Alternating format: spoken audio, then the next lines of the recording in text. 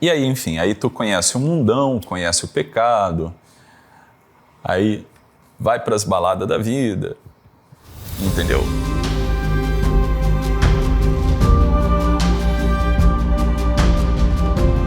Que é aquela coisa lá, era um bêbado, vivia drogado, etc.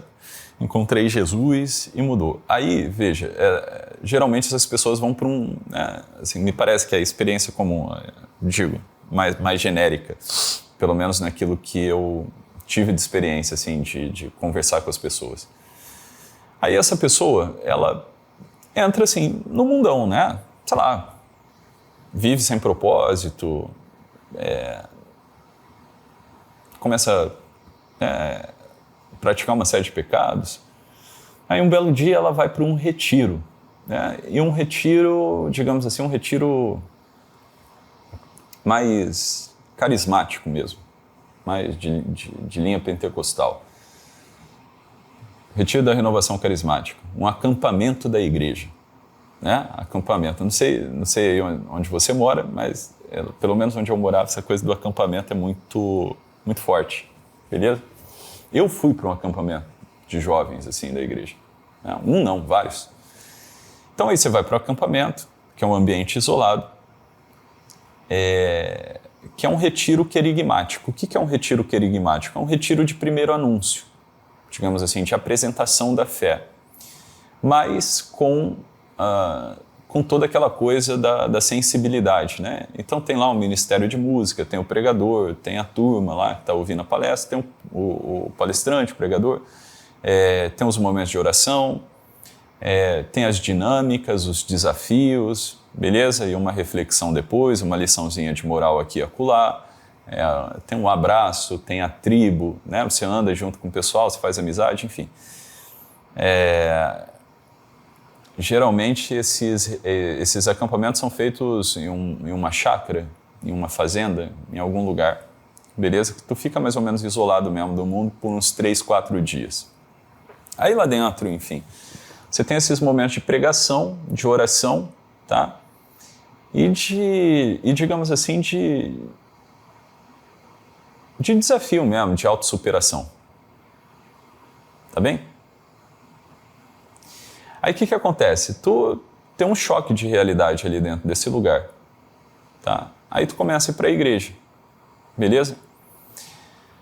Se há alguém, né, se houve alguém perto de você, ali na paróquia, né, seja o padre, seja algum líder, o líder do grupo de oração, o coordenador do grupo de oração, de repente, sei lá, do grupo de jovens, e esse cara realmente ele tinha alguma coisa para dar, aí você começa a se alimentar de algo mais sólido.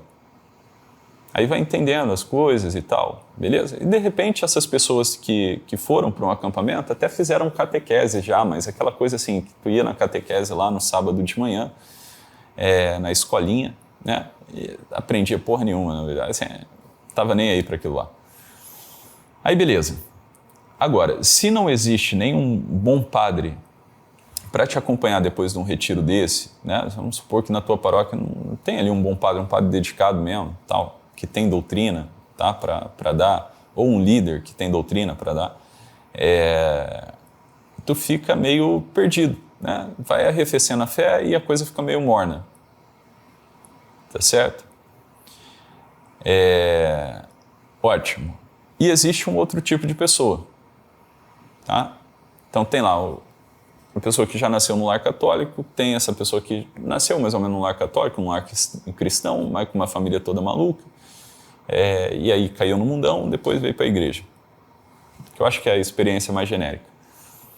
E tem também a pessoa que, assim, não teve um lar cristão, um lar católico, às vezes teve, né, bons pais, uma boa família, às vezes teve uma família toda desordenada, toda desorganizada. E aí ela se converteu, mas ela se converteu por outra via, né? Ela se converte pela via da inteligência. Ou seja, né, ela não participou de nenhum retiro, ela não sentiu o amor de Deus, ela não sentiu o fogo do Espírito Santo, né? Aquela coisa toda, ela não teve aquele tipo de experiência afetiva que esse segundo grupo teve, e ela foi direto para o campo lógico do estudo, porque ela ouviu alguém inteligente falar de Deus e esse alguém inteligente explicou algumas coisas para ela, né? E aí ela se interessou e ela começou a estudar, enfim, aí se converte, beleza?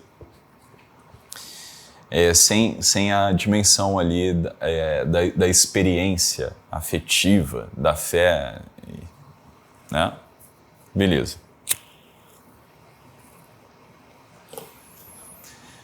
O que acontece?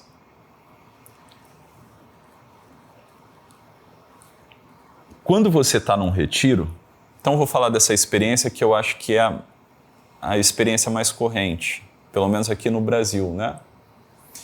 Então, se você for observar aqui a história da igreja no Brasil, você tem ali o início da renovação carismática católica nos Estados Unidos. Depois a renovação carismática católica chega aqui no Brasil, num momento em que a igreja do Brasil ela já está sofrendo duramente com o movimento da teologia da libertação. Então, o esvaziamento, tá, do sentido sobrenatural da fé, principalmente nessa época do regime militar, etc. Tá? Então, você tem um esvaziamento, digamos assim, do sentido sobrenatural da fé, da coisa da intimidade com Deus, etc.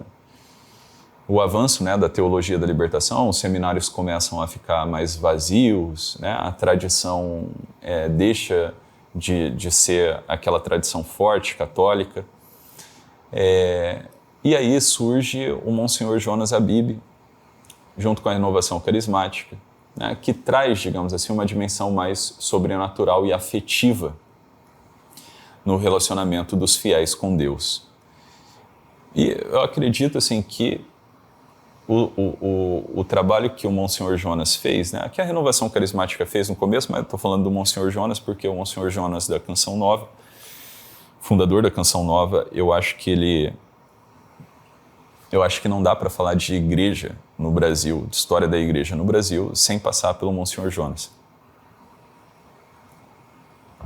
Então, o Monsenhor Jonas, ele, através do trabalho dele, da Canção Nova, etc., e também dos retiros da renovação carismática, você tem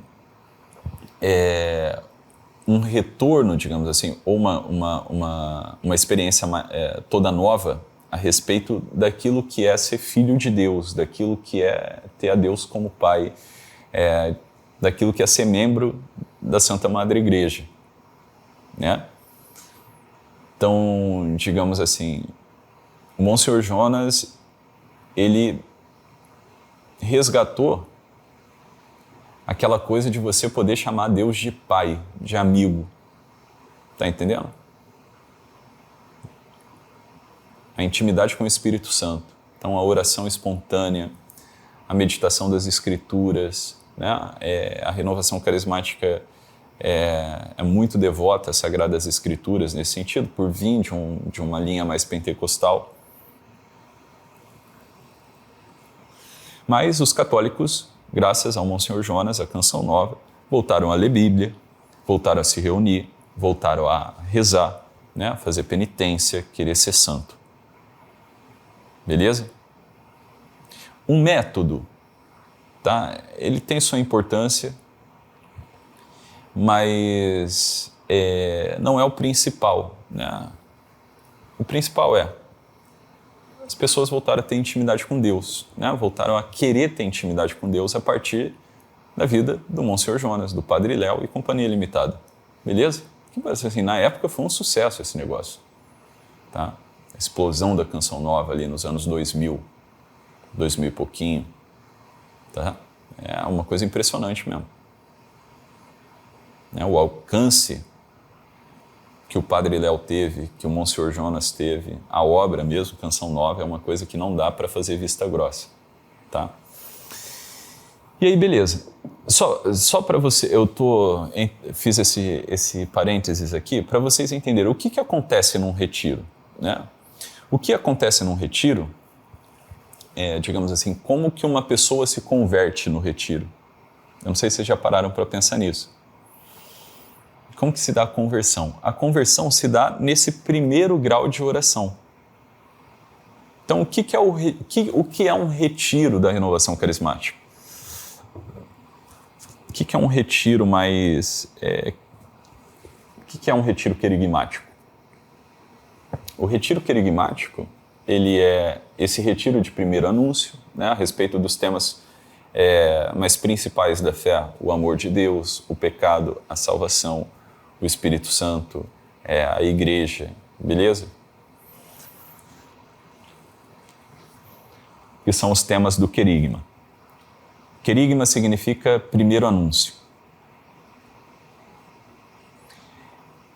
Só que o que é a pregação e o que é o retiro? A pregação é uma oração mental. A pregação é uma meditação.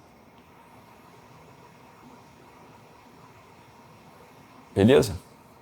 A pregação, ela é uma meditação. Ou seja, uma oração mental.